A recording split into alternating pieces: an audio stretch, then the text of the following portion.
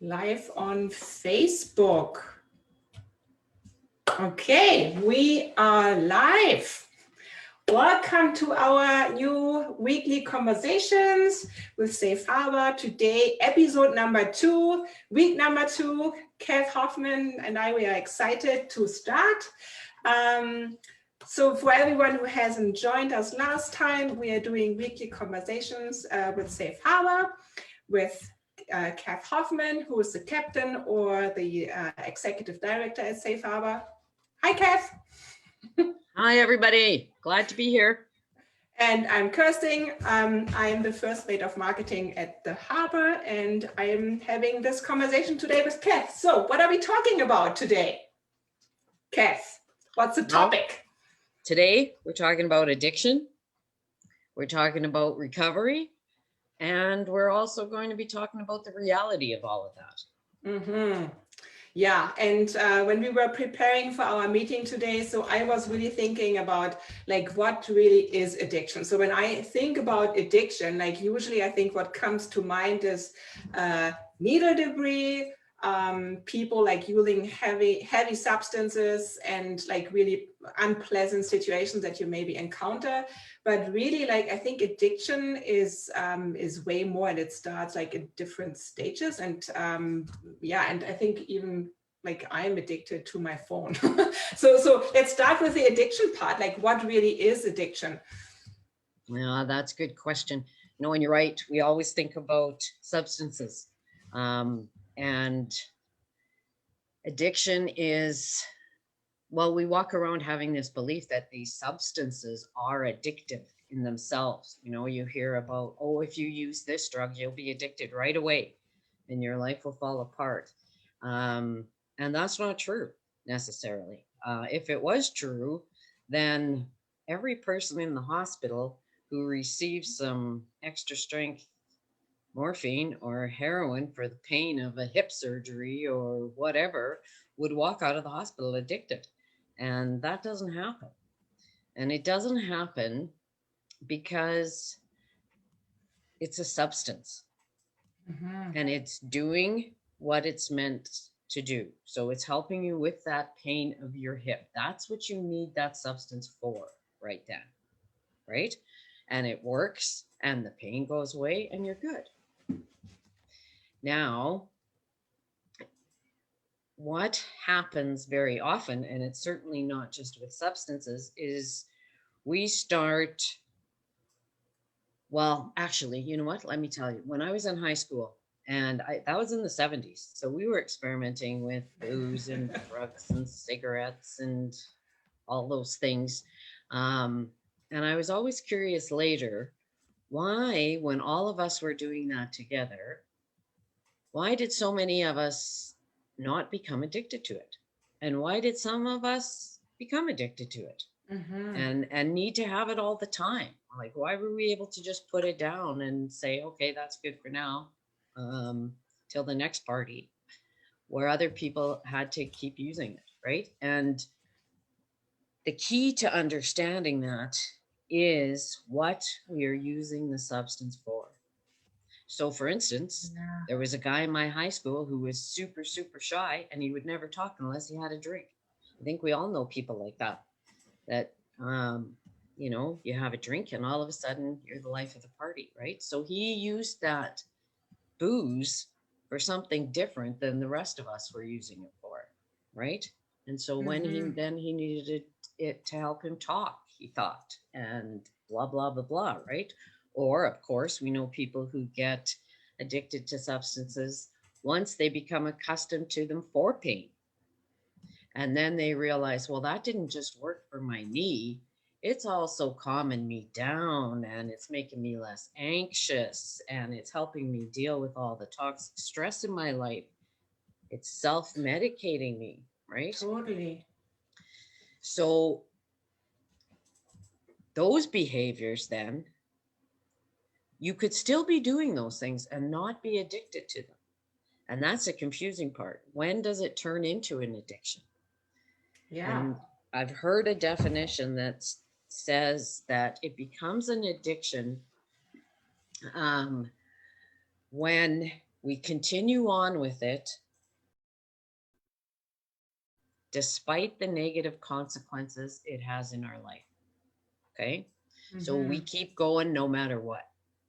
So maybe if my addiction is gambling, I can't just gamble once a week with my little $40 I have budgeted, but I keep going and I keep going. And pretty soon I can't pay my rent, or I can't pay my bills, or I can't whatever. But the gambling comes first, you know? And so then that behavior becomes addictive. So, yeah.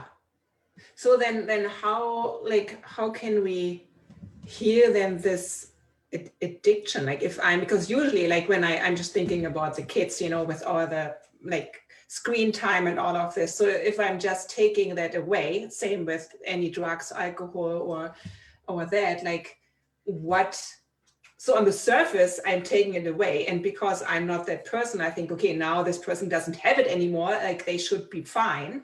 Yes. But then of course, like the feeling that they have doesn't go is away. Still there. It's still there. And that's exactly right. So it's never about the substance.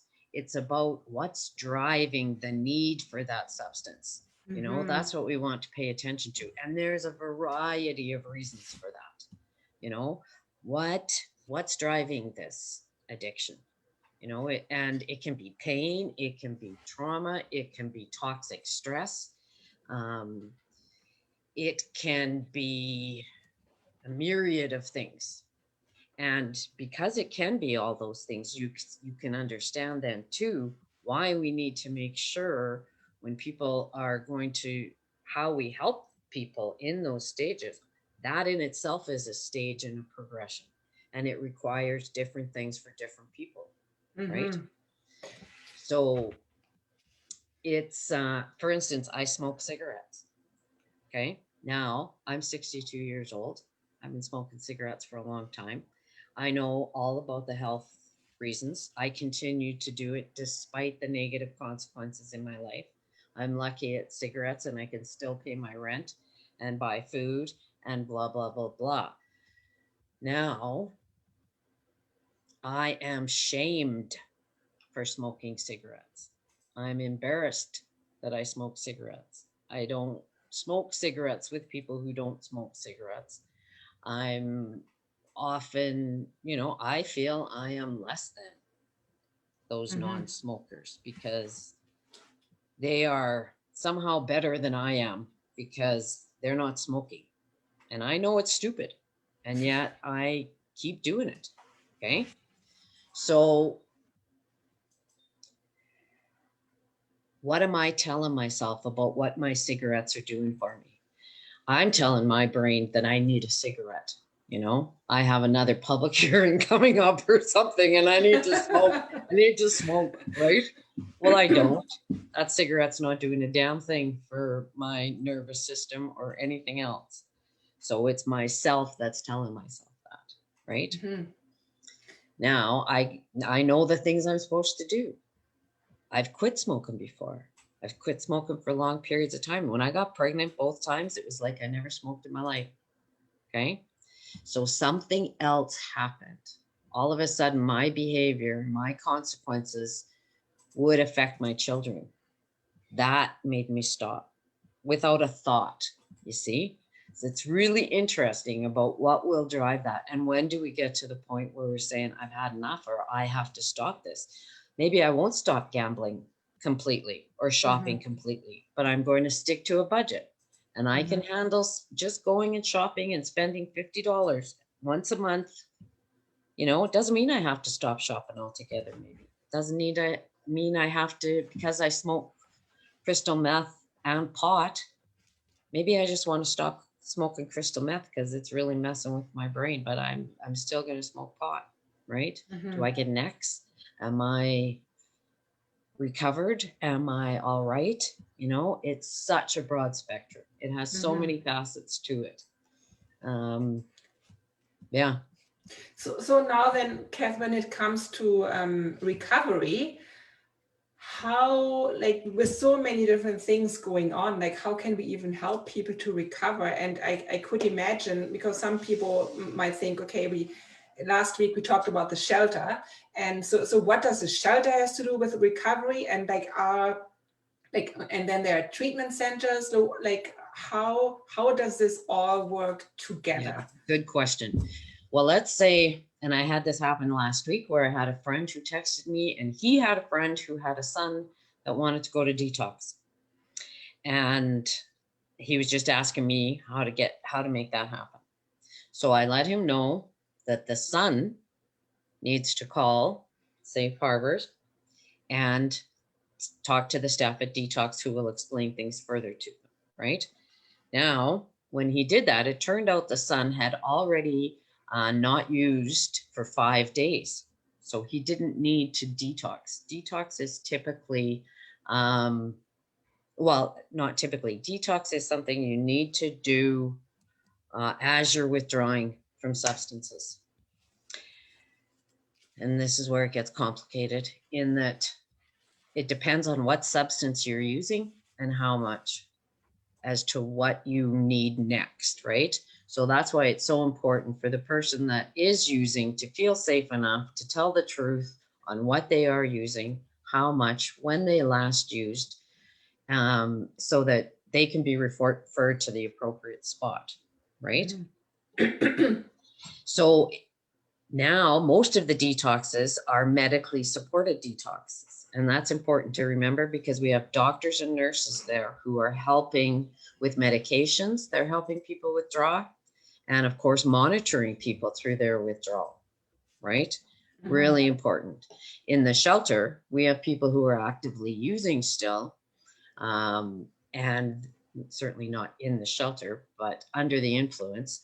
And we know how important it is for us to connect to that person so that they have a relationship established for when they're ready to take their next step. Mm-hmm. Without that relationship, they're on their own. Mm-hmm. So off they go to detox. And as I said, detox is typically a 7 to 10 day stay. Okay, so for 7 to 10 days, they're going to be monitored. They're going to withdraw from their substances. They're going to get some help with their bodies. They're going to certainly talk to our staff about any next steps they want to take. They might want to go to treatment after detox, which most people do. But unless you have a lot of money and you can pay for private treatment, you have to wait 6 to 8 weeks to access publicly funded treatment. Okay, so there's a big gap there between detox and treatment. Some people might be able to go home or stay home for that period of time. But if you're experiencing homelessness, you've just detoxed and you've got 6 to 8 weeks to fill before you can take the next step to residential treatment. Mm-hmm. You can go and hook up with our Alberta Health Services addiction and mental health counselors on an outpatient basis. You don't have to be left hanging completely, but if you're experiencing homelessness, it's difficult to find that space that you need to be into. That's something we wanted to do in our new shelter, is to make sure that we had beds that were ready for people for pre and post treatment. Mm-hmm. Because coming back from treatment, if you're experiencing homelessness, you're in the same boat. And now, now you've had a lot of time to get your mind and your body back healthy, and you come back and nothing else has changed. You still might need housing. You still might need whatever, right? Yeah. So Kev, like for the people that are joining us and don't know exactly what Safe Harbor does in the recover as the first steps of recovery, like what exactly does Safe Harbor do? Like what would be a typical thing? Like people come into the shelter, and then what would be a next step in their recovery journey? Yeah, so people will come into the shelter and they could be under the influence. They could have just used and they overdose. My staff and a nurse, we have a nurse in the shelter all the time for this purpose specifically, and because people's health generally is really compromised. So they are assessed by a medical team right there. Of course, their overdose is reversed. Depending on how bad that was, they may or may not go to the hospital for further assessment. But the most, and certainly you can't get more important than reviving someone from an overdose, and more of a basic definition of recovery, because you actually put people into a recovery position after they overdose, right? So it seems like a real stretch to think of that as recovery.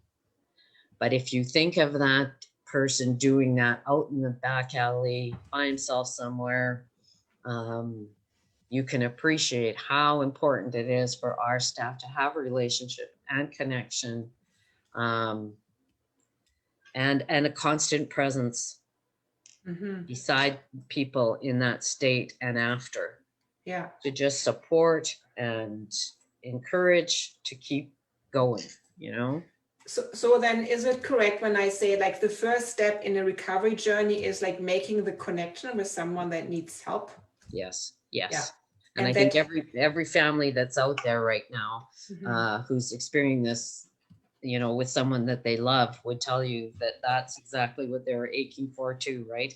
So that connection, because without it, we're floating around in the air with, you know, nobody to help. That connection is vital. We see it all the time.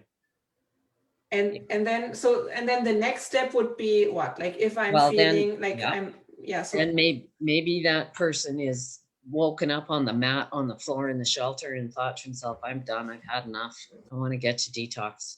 So right away he has a relationship with my staff who will say, hey, let's walk over to the main building across the street and see if we can get you in there right away, right? So there we are at Safe Harbor, ready for the next step for detox. And ideally, Buddy gets in that day, maybe not until the next day, but he can stay at the shelter until he gets in. And then he'll go on to detox, where he will make connection with doctors and nurses and case managers and outreach team and a housing assessment person if he's looking for that. There are a lot of people ready to wrap around resources through that detox process and even again after. So they will help. Alberta Health Services comes in and helps people with treatment applications if need be. So it can be a busy 7 to 10 days. A lot of time people need to rest most. So, and you can appreciate their brains are just kind of starting to move again. So that can take as long as it takes. And then ideally, they're off to treatment. But as I said, there's usually a gap in that. So in the meantime, our outreach team can stay connected with them. We can still help with recovery circles in our Wellbriety program.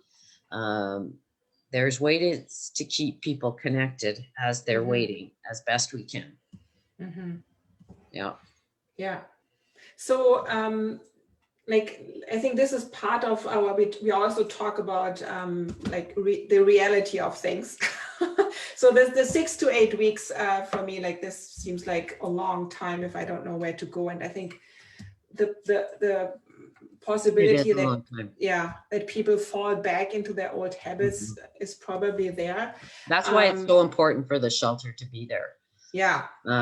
Because that's what I always call our shelter program is in the meantime.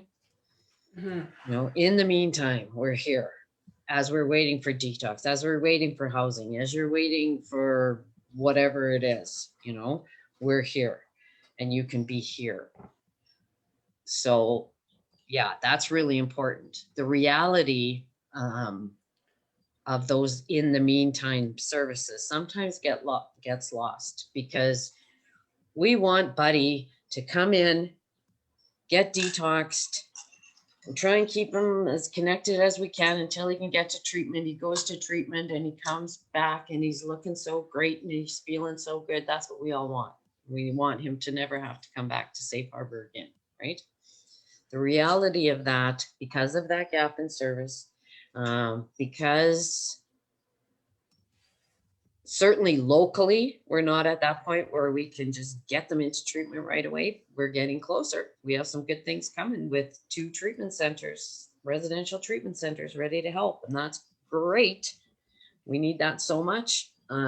There's good initiatives coming to help us fill in those gaps. There's certainly more that needs to be done. And I know as controversial as the overdose prevention site and supervised consumption sites are, they are a critical component of the recovery of care. People have, in order to understand those concepts, you have to accept that the people that we're serving in those programs live in a different world than we do. In our world, we have expectations, we know what to do, we know how to behave, we know all of our P's and Q's, and we're good. Our brain's operating on the right level, and we can see. And when we look over in their world, we're saying, hey, you guys, like, why do you keep doing that? Like, you lost your kids, you lost your job, you lost your family, your mom and dad can't even talk to you anymore. You got in a fight, you stole a truck. What are you doing? Right? Stop it. Stop it. Because from our world, it looks like they should just be able to do that. Just stop it now. That's enough. Right? Like my mom used to say, that's enough now. And you knew it was enough now. Right? No, it doesn't work like that. Right? So how do you get in their world then? How can you, because I think I could imagine this is really hard, and I know like you have your 7 stars. So how do you transfer yourself into their world without like forgetting the bigger picture of where you want them to be, because they can't maybe not see it yet? The care that's required forces us and challenges all of our belief systems, okay? Myself included. So years ago, I used to do needle exchange for the AIDS network back in the HIV days. And I had no problem with the idea of needle exchange. I thought it totally made sense. And that's what harm reduction means, common sense. That's all harm reduction means. In our world, harm reduction looks like seat belts and toothbrushes and flossing and dental checks and tying our shoelaces, all the things we do, Band-Aids, antibiotics, to reduce the harm to ourselves, right? In their world, it looks much different. And it looks like overdose reversals. And it looks like clean needles. So as far as HIV is concerned, it made good sense that we couldn't share needles because people would get Hep C. And, that wasn't good, HIV and Hep C. So this made good sense. And off I went in my little car delivering needles to every neighborhood in Red Deer. And this was in the mid-90s. So for people who think there wasn't any needle use back then, they're right about it not being visible, but it was very invisible. And I went to every neighborhood and delivered because people didn't want to be seen to be buying needles. So regardless, off I went and I did my needle exchanges, and it was all good until I got a 15-year-old kid that called me, and I was supposed to give her a needle. And all of what I believed about harm reduction kind of just fell down. And I thought, I don't want to give her a needle. I'm not giving her a needle. I'm going to take her home. I'll just take this little kid home and be better, right? It slapped me in the face. And I thought, okay, Hoffman, I thought you believed in this. Well, I do. I really do. But, and that's what it does. It forces us to go somewhere else, because I was so lucky that I thought after, if this is my kid, and I had a 16-year-old at home at the time, and I thought if this was her, I'd want her to have a clean needle first. because I don't want her to get HIV or Hep C or whatever, and then I could kill her later, right? For poking needles in herself. But it was, and that young girl, as it turned out, hooked us up with a whole teenage crowd that were using needles that we could at least get clean needles to. That was a big stretch for me. That young girl had parents at home, and both of them were using needles all the time. So, you know. So then harm reduction, like for me, sounds like we really have to meet them where they are at that point. For realistic outcomes, we do. You know, right now we're looking at them and expecting things. These, of course we are now, and this group of people that I'm talking about are the most resilient people I've ever seen in my life, for the fact that they can keep going when they're, yeah. So if I am a family, if I have a loved one who is out there using, and I know, because I can't have them in my home anymore, they have to go, and I know that they're somewhere, and if something bad happens to them, someone's going to help them when I can't. I'm praying for that, right? And it's hard to understand. Like, I think we could do a whole thing on harm reduction, actually, and just common sense. I know we're coming to the end of our time, and I didn't do very good because I go all over the place. No, you know what, this is a topic, you know, and I know, like, we are leading with our heart here, because this is like such a topic that you know, there's so many different angles, and I think it's important, like, to understand, like, what is it really that drives people. Like, we touched on the addiction part, like, even, like, you know, where does it start, and even why. Like, we can't just take the alcohol away, or the whatever substance, because there is, like, a deeper reason why we do this, and that's why we need to treat that reason, and not just, you know, think people are fine after that. And then after that, we talked about the different steps that how Safe Harbor helps. Like, basically, I understood that there are three. Like, there's a shelter program first, then there is the detox, and then then there is a treatment, and depending on that, after, you can also help with the housing, like the outreach always. And then in specific, like, of course, there are the Indigenous support groups, and then the reality of things, like, really what you just said, like, meeting them where they're at. So I think the other piece to challenge ourselves with, all of us, is we all need to recover. And we have to recover from the idea that we can inflict shame for this onto people. You know, we have archaic ways of responding to this social issue, and shame kills people. The young kids that are killing themselves are full of shame. The people that are out, you know, and to lift yourself up from that burden of shame to say, I need some help. Like, what a journey that is. What a journey. Yeah. We all have to recover our thinking and open up our minds to think, what if? What if it's not that they won't, but they can't?